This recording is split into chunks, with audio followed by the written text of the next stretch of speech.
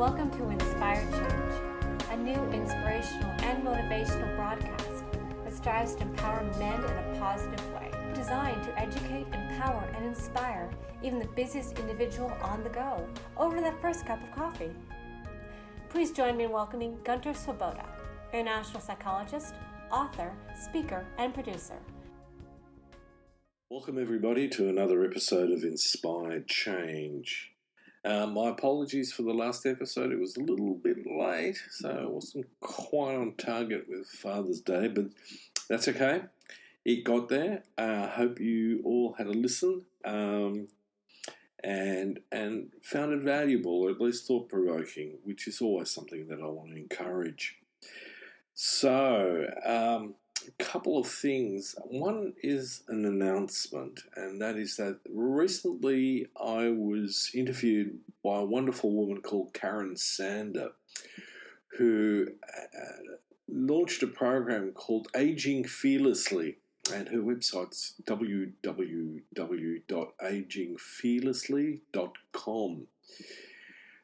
Karen's on a mission basically to encourage people over 50 to be active and involved in the world around them in order to really improve their longevity and their quality of life. And I'm a big promoter of that, especially for us as men. And I might sort of dig into that a little bit at another time. But right now, I just want to put in a plug because I had the opportunity to be interviewed by Karen, and we really had a bit of a fun time. She's very curious. She asked some very insightful questions, and we could have probably chatted for a whole day on the topic, and that was essentially about, men and going from good to great, and what are some of the challenges that we face, both conscious and subconscious. That program is going to air as of Sunday midnight. So I'd like you all, and I want to encourage you all to sort of check in with it. Karen has a host of other interviews and podcasts and stuff that are really fascinating.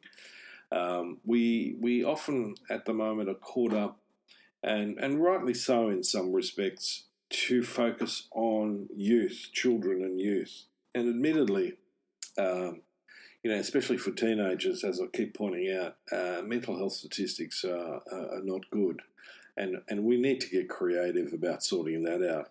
But at the other end of the spectrum are issues that people in the third age also, I think, need to address, but are left out in the conversation often, especially men. We as men often create our own problem in that, because the moment we move towards stepping out of our careers and our, jobs and so on, we step into a bit of a vacuum, a void, because a lot of times our identity has been so wrapped up in that, business card or whatever it says on the shop window, or, my trade relationships and all of that.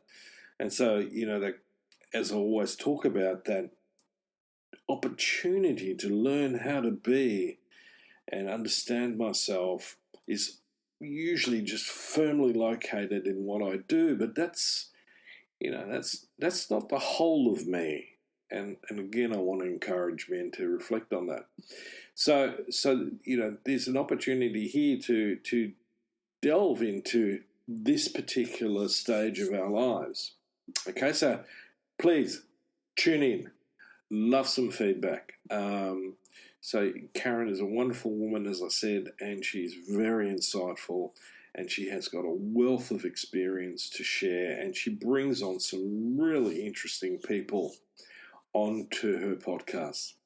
So let me move into today's topic. So one of the things we've been talking about is, this whole thing about parenting, attachment, how do I get my child to an adolescent? How do I get that adolescent to be, emotionally regulated, responsive, ethical, moral, all those sorts of things. Okay. And within it, embedded in this about the how-to, one of the things that I want to emphasize today is a deeper reflection of what do you think your child sees and experiences in its relationship with you. Okay. And this is where the rubber hits the road, because I'm going to be asking you, all of those men and women who are parents, to sit back and begin to think about your part in the challenges with your child and teenager. Okay, so it's ownership. When I work with couples, one of the things that I make very clear to both parties is that I expect each person to take responsibility, to take ownership for their part in the problem in the relationship. It's not just blaming the other. That is, to me, that is an unacceptable and an avoidant behaviour that we can't sustain.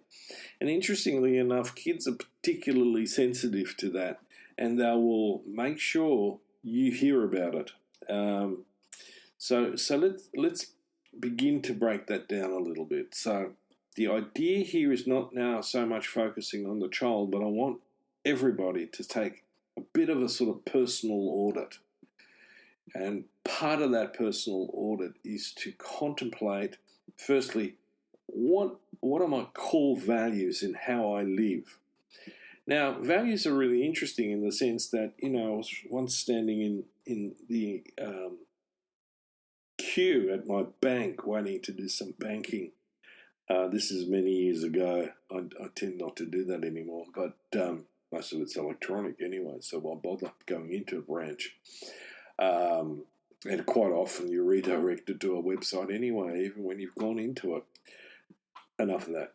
I could have a soapbox moment there, but what I'm talking about is values, right? And so I'm standing in this queue in the bank and I'm looking ahead, and there is the bank's value statement. Now, I can't remember off the top of my head what they were specifically, but it was quite a list, which irritated me in the first place. And secondly, the thing that I became very, very conscious of was that what they were espousing actually often didn't translate into the actions in the bank. So that's an important aspect to what I want everybody to think about. What are your professed values and what are the actual values in action? Now, as we talked about, earlier on in terms of making good men great, and the core values in patriarchy is to be territorial, to be hierarchical, status conscious, to be acquisitional, and to be competitive. And if the ball gets out of the playing field, then we get combative. Right? We move into a space of wanting to be, dominant and controlling of the other or the situation. Okay. Now, again, think about this both on the level of you being a partner in a relationship, but also being a parent.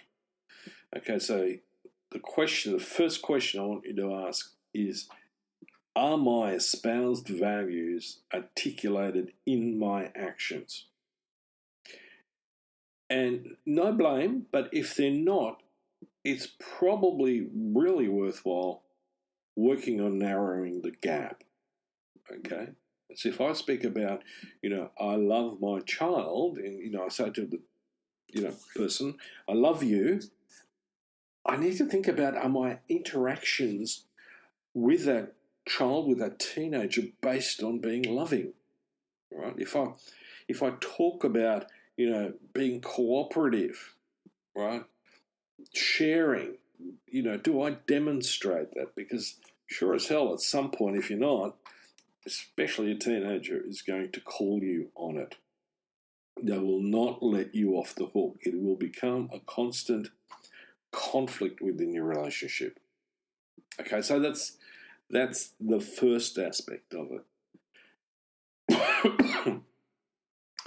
The next aspect is, do I really demonstrate living in essence in alignment with myself. Okay, so I talk about a framework with most of the guys about, we need to get stuff happening physically, i.e., being able to, change gears in a sense. I use a motor car analogy often. So, can I get into high levels of activity and then be able to switch down and relax and calm down? So that's the next one. The next level is level 2 in the pyramid, a little like Maslow's hierarchy of needs, is my psychological needs. And I talk about, how I think, is especially important. Hamlet, things are neither good nor bad, but thinking makes them so. It's right on track. But it's not just my internal dialogue, it's what that dialogue's based on. So back to values, attitudes, beliefs. Okay, I need to examine those very, very closely, because kids growing up in a family, in a community, absorb stuff often, subconsciously, non-verbally. So, how healthy are my values, my beliefs, my attitudes, and how is that reflected in my thinking? So, do I feel, for example, well in my relationship with myself, or am I highly self-critical constantly? And how might that come across in my behaviour? Because quite often we're not really that conscious about that.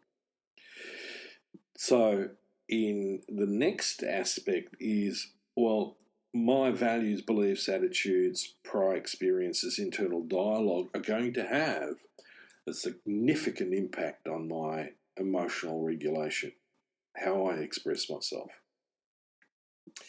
Now, this is where it gets sticky, because for many of us in our culture, there are two particular issues around that. One is what's referred to as low frustration tolerance, and the other one is immediate needs gratification. Okay, so let me flip that on its head. Let's talk about immediate needs gratification first. So essentially, it boils down to, in order for me to feel happy, safe, secure, I need to have what I want right now. No delay. I'm not going to delay gratification. So I do a lot of work with, people, but again, mainly men, and some of them struggle with delaying gratification. They want things now. So hence the banking industry has made an enormous amount of profit off the back of most of us, because we have a tendency to use our credit cards and borrow money, often for stuff that you probably need to ask yourself, do you really need it? Okay, do I need, and this is my personal experience, 15 surfboards sitting in my garage. Do I need to stack 5 of them in the back of my car when I go for a surf? Well, probably 1 or 2 would do. Right, now, I speak from experience on that. I do have a garage that doesn't have quite 50 surfboards in it, but it's got a few. Some of them have I'm emotionally attached to them. They have sentimental value. Others are just bloody valuable. We'll keep that little fact to ourselves. But the point that I'm making is that we often just impulse buy or impulse use. One of the problems in addictions is that very thing. It's about, I need to anesthetize my inner suffering immediately. I can't tolerate to experience that. And that brings me to the second bit, which is frustration tolerance. So, am I the sort of person that gets short really quickly, who can't sort of step back and step down and go, okay, so I'm very frustrated now. That's okay. Let me just process this. Let me get through it. Because with the combination of immediate needs gratification and low frustration tolerance, I'm going to feel certainly internally more stressed, but I'm going to project that onto the world, especially my kids. And in the current COVID lockdown for us, one of the big challenges is that we're stressed anyway. not all of us. Some of us are really enjoying the solitude